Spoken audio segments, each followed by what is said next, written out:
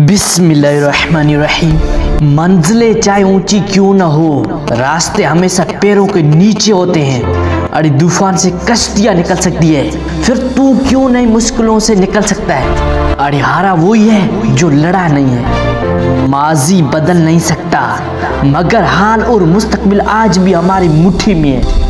खुद से जीतने का जिद है, मुझे खुद को ही हराना है। मैं भीड़ नहीं हूँ दुनिया की, मेरे अंदर एक जमाना है। कोशिश भी कर, उम्मीद भी रख, रास्ते भी चुन, फिर उसके बाद थोड़ा मुकद्दर तलाश कर। मंजिल तो मिलेगी भटक कर ही सही, गुमराह तो वो है जो घर से निकले ही नहीं। मैं अकेला ही चला था जानिब मंजिल, मगर लोग साथ आते गए और कारवां बनता गया।